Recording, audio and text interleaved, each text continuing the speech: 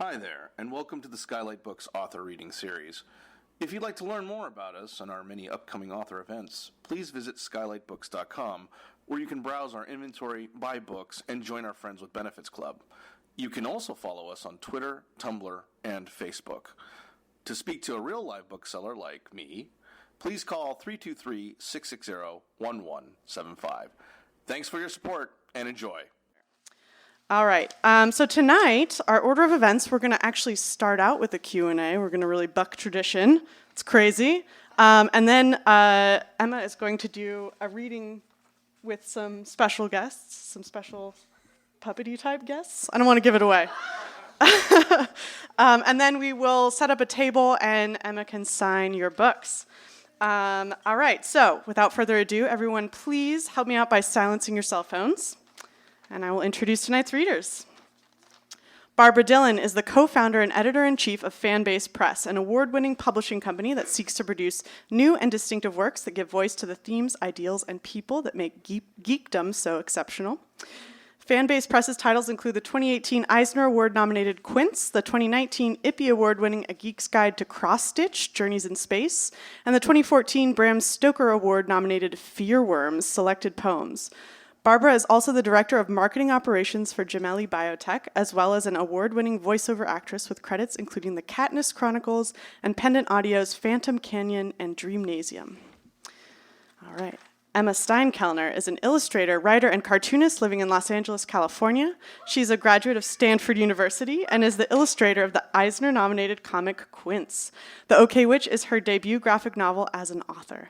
Visit her online at emmasteinkellner.com and follow her on Twitter and Instagram at msteinkellner. All right, without further ado, please give Emma and Barbra a warm welcome.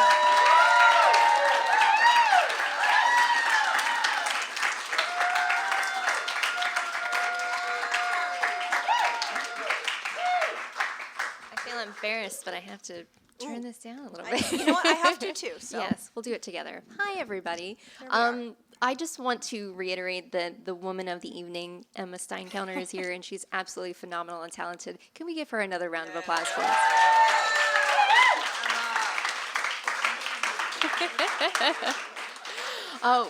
Again, my name is Barbra. We are here to celebrate and honor Emma tonight because this is the debut of her work as both a writer and an illustrator for The OK Witch, which is an absolutely amazing graphic novel. As we mentioned, we're going to start out with a few questions of Emma about her work on the book. We'll open it up to questions from the audience as well, and then we'll hear a bit of a reading from Emma. So without further ado, Emma, do you want to tell us a little bit about the inspiration behind this story and your work on it? Yeah, so The OK Witch is, first and foremost, it's a story about Moth Hush, who is on the cover, and she's a 13-year-old girl who feels very out of place in this New England town that she lives in, Founder's Bluff, and she lives with her mom, and she finds out that through very weird circumstances, that she is a witch. And that she not only is a witch, that she comes from a very long line and legacy of witches in this town they live in. And through some trial and error and her really, really trying hard to figure out this magic and be as good as she can possibly be at it, she figures out a lot more about the sort of warped history of her town and the way that a sort of legacy of lies has been papered over. And how her family and her friend's family is involved in it. And there is some amazing world building that you do from very early on in this graphic novel. What inspired you to take on a story about witches, about middle grade witches, and just the larger OK Witch world as a whole? Yeah, so I had sort of figured out through a lot of self-selecting research, which is I just like stories about teen witches. I just watch a lot of movies and read a lot of comics and books about teen witches. But I didn't feel like it was a genre that had been sort of codified enough, that had been defined enough, even though through all these stories, through decades, across countries and cultures, there a lot of similar patterns recreate themselves.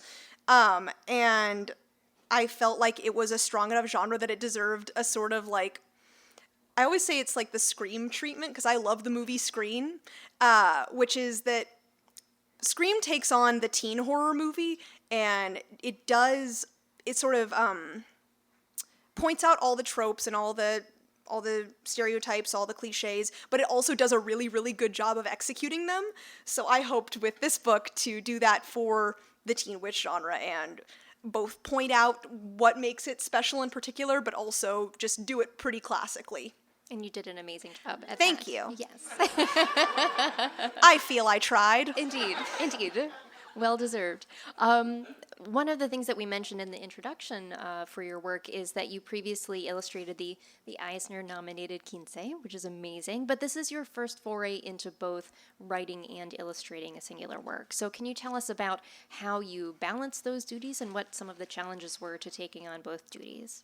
Yeah, I've worked, thankfully, a couple of really special projects with my sister Kit as the writer.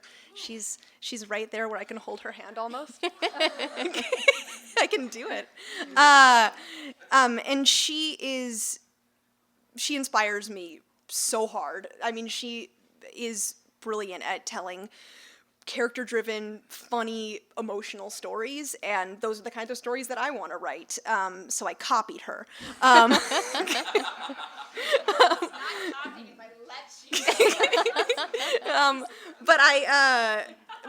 as I was getting into the OK Witch, I mean, all the amazing writers that I look up to were kind of swirling around my brain, and especially because I look up to a lot of writers who know how to use magic in a way that is personal to the story, and it's not just a separate element, it's really firmly interwoven with the way that the characters feel and think and act and learn.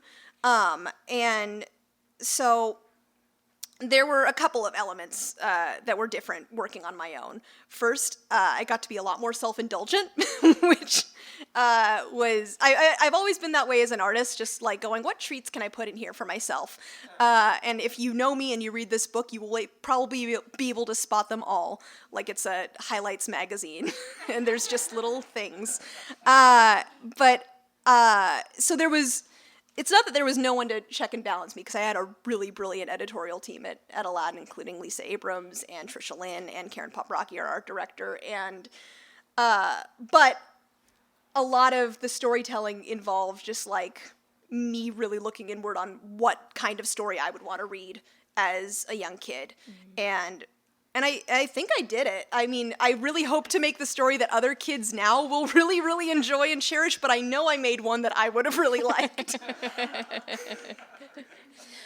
For a lot of creators, sometimes when they're initiating a project, they have one vision of it in mind, and then when they're done, something completely different happens. Do you feel in your journey of bringing this project to life that there were either challenges that you didn't anticipate or rewards that you didn't anticipate? Yes. Yes, very much. This book started off being a lot strongly emphasizing a lot of elements that are still there, but it began as something that is now a small part of it, which I think Moth's relationship with her mother has always been a strong kind of nuclear part of the book. But in early versions, it was the story of her and her mother aging and growing through centuries, kind of in a magical witches age different than humans way. And that mother-daughter element and that really strong rolling history element, that was going to be the book. But as it became what it is, it really turned more into something that was essentially Moth's story, and it was her journey and things that she had to learn and grapple with along the way, sometimes with her mother's help, but sometimes kind of on her own. And I think that turned it into something that, it wasn't what I had originally planned, but I think it turned it into something that maybe has a little more value for a reader who's growing up. Absolutely, 100%. And to that point, all of the characters, not just Moth, but her mother, her grandmother, all of the townspeople, they are so three-dimensional from the get-go. As soon as you're introduced to them, you get a whole picture of who this person is. And so I'm wondering, for readers of all ages, what do you hope that they take away from these characters, and what do you think that they'll most connect with about them?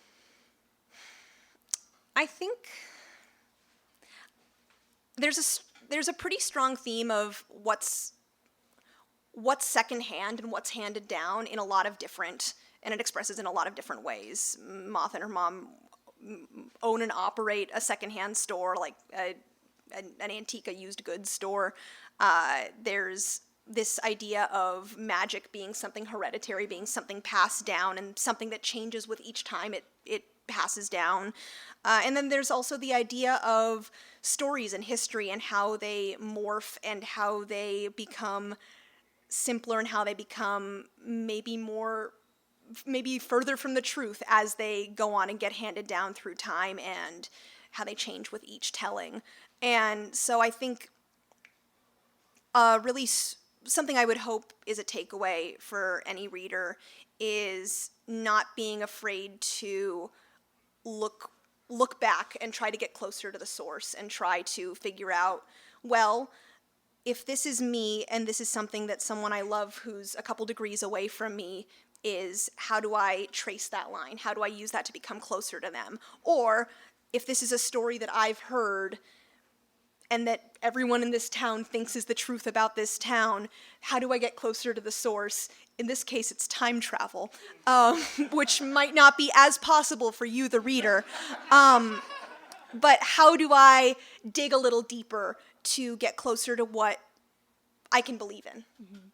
And the last question I have for you is that, as with any creator and the release of their book, it's quite nerve-wracking, but there have been loads of amazingly positive reviews out there. So I'm curious, for you, in seeing the book not only come to life, but seeing it reach readers' hands and hearing their feedback, what has your experience been so far? I mean, it's been really satisfying and really comforting to land somewhere this week. It's very funny. I've been told that I was describing my feeling to someone, and they were my feeling of having finished the book and then having to wait basically 6 months between when it's finished and when it comes out, and I won't leave you in suspense. It was Matt who said this. I was describing this feeling of how I felt. I felt so kind of tense about it, and he said, "Oh, it's like when you hand in a quiz, and as soon as you hand it in, you go like, I know exactly what I got wrong, and it's just out of my hands now." And I do that to myself, but that also makes it so much sweeter when people like it. I mean, it really means a lot to me to be out of that unknown now, and because I like it. I like this book. I like what I made, but it feels good to have other people confirm things. I think we can give Emma a round of applause that we all love it too. Yes. Most of you haven't even read it yet. Well, for those who either have or have not yet read the graphic novel, is there anyone here that has questions for Miss Emma? Yes. Hi.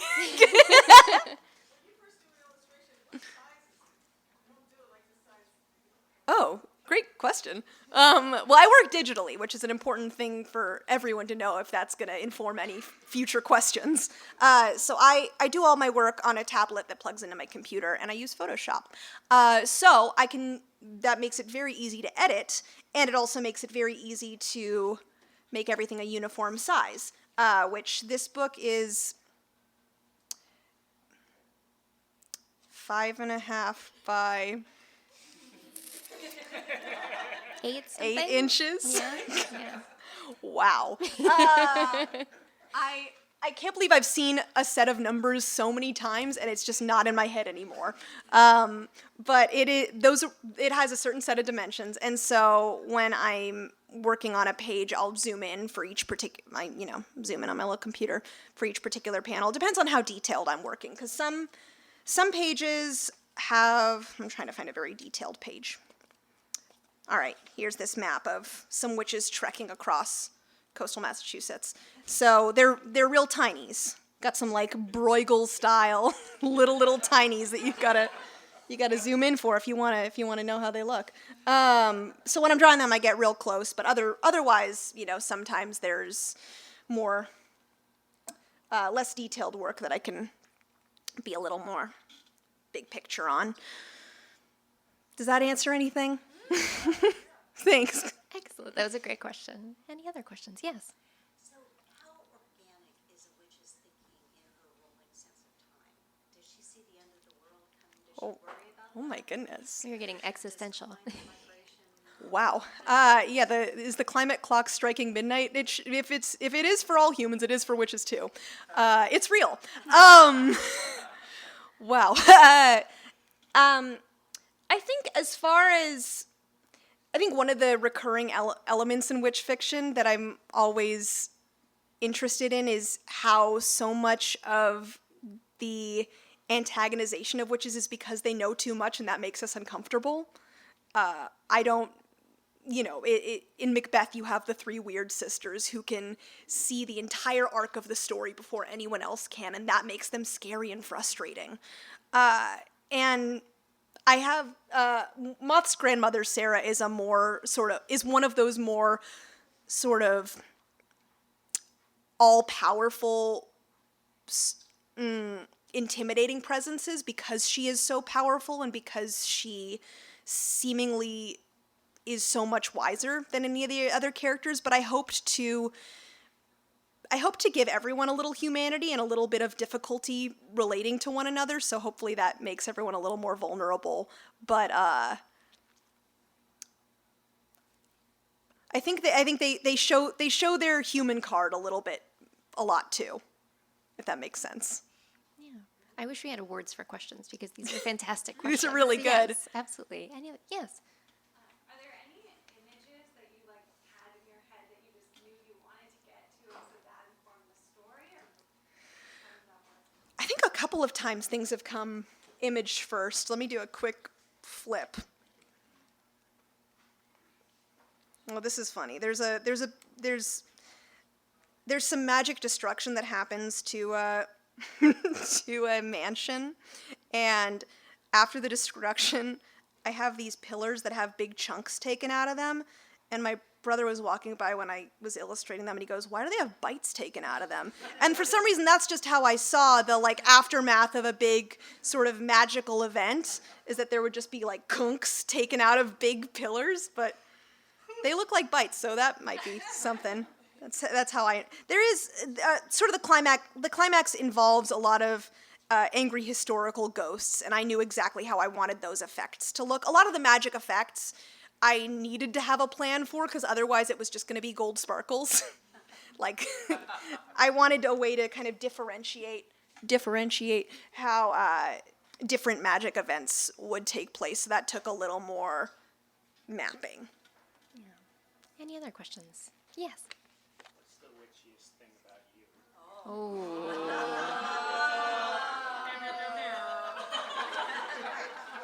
Zap.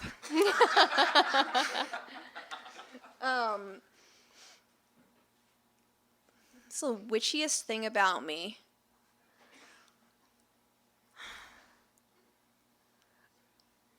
I guess that I can fly. I don't know. Weird question. I don't know. I think probably, as with anything, I made magic very emotional in this book. It's something that springs out of strong emotions, which I stole from how songs work in musical theater.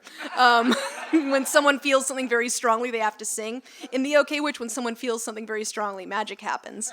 And I think that might be the witchiest thing about me, is at least my impulse. When I'm really frustrated, it does feel like something's gonna happen. It does feel like sparks are gonna come out of my fingertips, and they never do. But I don't know if anyone does anyone else feel that way? When you just feel something very strongly, you feel like there's going to be a something. So I guess that. Yes. Harry Potter was recently banned in one school system. Wow. Because the curses were supposedly real. Do you have anything like that in your book?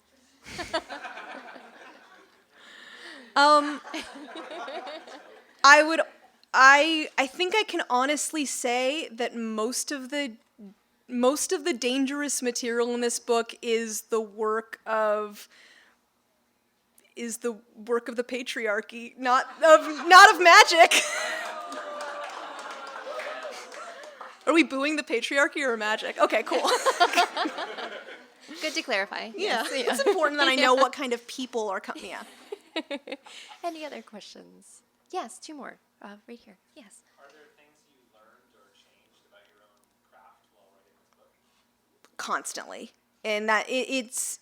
I think I thought that having my own book and finishing it was going to make me feel like, oh, I am now done. This is how I'm going to write and make art from now to the end of time, because this is fixed now. This is who I am as an author and illustrator. I don't think that at all anymore. I mean, I think it's something that is going to be constantly changing. There's so many object lessons I learned from making this. But as far as what happened in the middle of the telling, I think, again, it comes back to my self-indulgence and how I always want to write and draw the thing that I would like, but I learned a lot through making this, that what might be more important is drawing and writing in the clearest way possible that's going to help the whole story along. So there can be Emma's special little treats for herself, but it's going to be better if I can figure out an economical way for them to serve the current of the story. Yeah. I think there's a question in the back as well. Yes. Given that there's Harry Potter and so many different series that define the witch and wizard culture and world, how did you decide what elements to kind of take and keep in your own wizard witch culture versus decide what elements would be the witch world? I thought about that a lot. I think, again, it's how, if magic is going to be a fundamental part of the story, how does it interact with the characters, and how does it inform what they choose to do and what happens to them?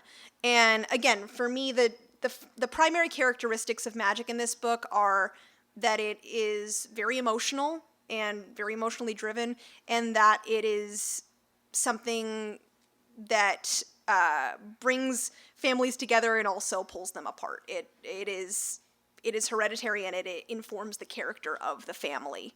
With Harry Potter, I think magic is something that it's educational and it's progressional, so it makes a lot of sense that the spells are a little bit simpler in the early books, and then they kind of start to learn a little bit more and gather more information about what they can do as their challenges sort of start mounting. I'm trying to think about, and in something like Bewitched, magic is something that's very, it serves the sitcom format. It's something that creates a problem that is then easily fixable also with magic. But mine is different. No need for those. I truly believe that this can fit in with a lot of other witch and wizard stories. Like that was my goal, and I think having a whole smorgasbord of magic fiction is very, very good. Yeah. Any final questions? Are we ready for? One final question. Yes. Just real quick, you mentioned all the teen witch stories that inspired you. I think I noticed a couple call-outs in the book, but are there any that you would especially care to name as favorites? Yeah. Okay. Well, the major motion picture Teen Witch. Has anyone seen it? Yeah, precisely. I got so excited because I've been getting really into the show Dr. Quinn, Medicine Woman. And there's a ghost of a wife, and I was like, I know that face. Oh my gosh, it's Kiki, the girl who breaks her leg after Louise accidentally says, "Break a leg, Kiki," in Teen Witch. It's one of the proudestests I've been of myself ever. So Teen Witch is great, and it's also a musical, which makes anything better for me. Wicked is really good. Any Oz thing is catnip to me, but Wicked it's what I grew up listening to, and it has, like, the melodies make my heart, like, twist around. It's so good and so cheesy, and I love it. Sabrina, always fun, and she's like at the root of, like making that Teen Witch kernel what it is in the 60s.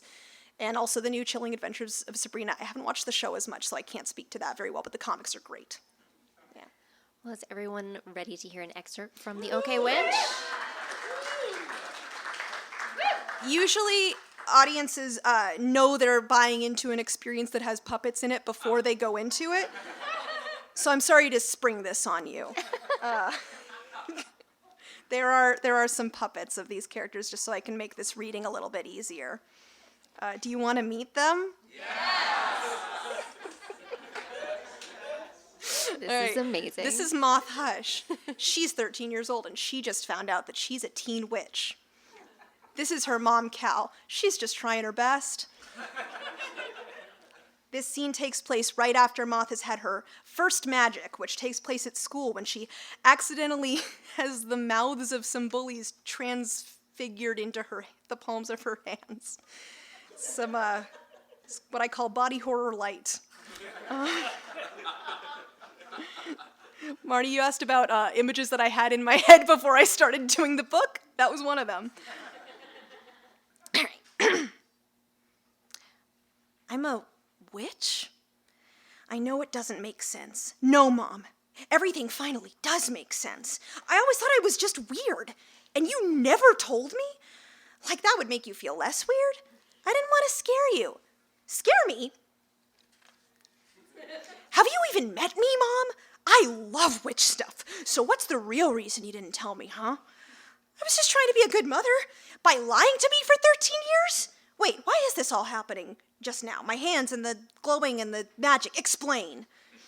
You're not the first Hush to get her powers at 13, but since you're only half witch, I thought it might skip you.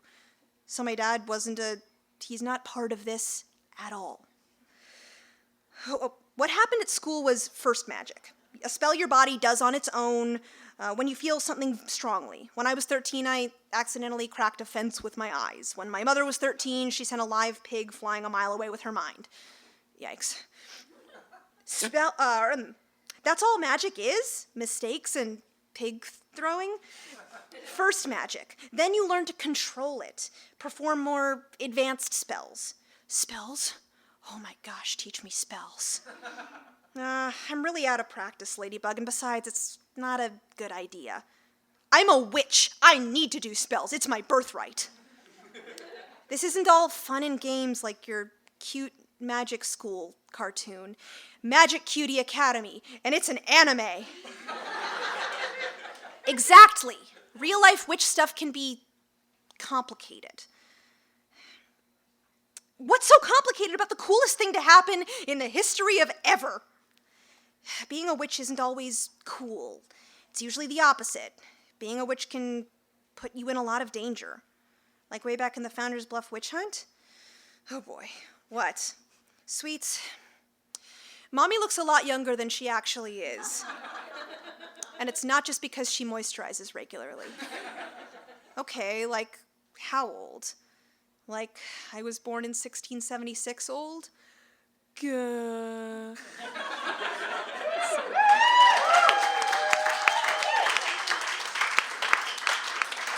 And then this second scene is between Moth, who you already met, and a character they haven't even talked about yet, who is the free-hecking star of the show, Mr. Laszlo, the ghost of Moth and Kel's neighbor and friend, who is the best, and he's come back to them as a cat, and we're going to explain it in this scene.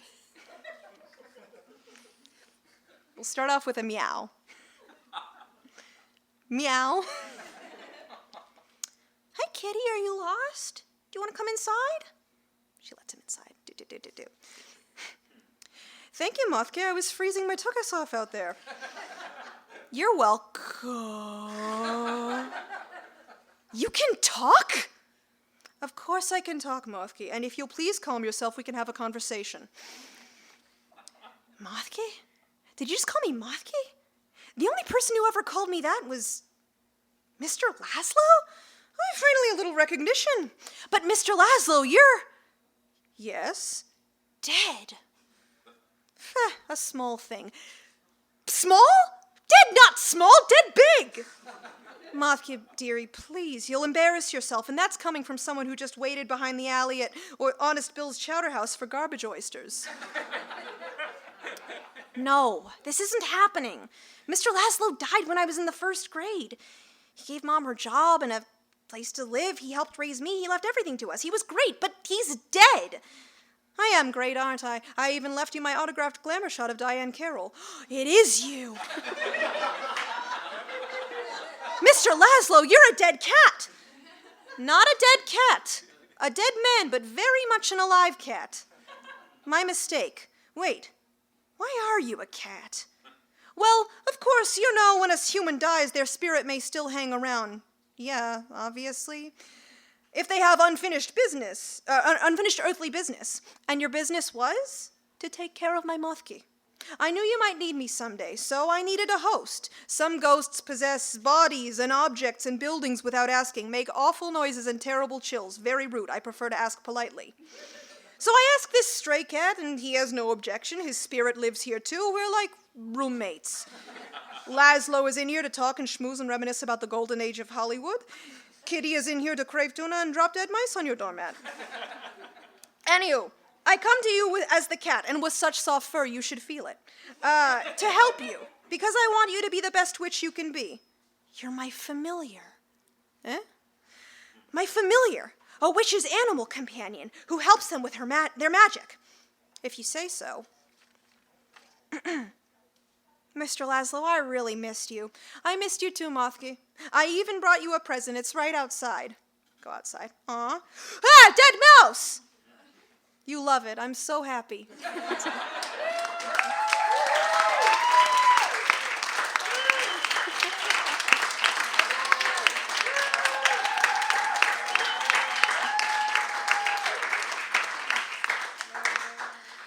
Thank you, Emma. Well, Emma will be signing copies of The OK Witch in just a few moments, but any final questions before we whisk her away? No? Well, let's give one more round of applause. Oh, yes, one more. Yes, yes. Are there maybe more witches coming or other books down the road? You can definitely expect more middle grade graphic novels from me. Maybe with magic, maybe with the magic of friendship. Who knows? But please, please enjoy this book that I've completed, and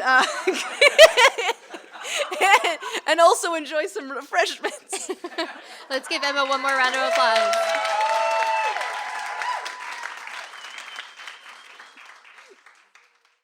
You've been listening to the Skylight Books author reading series.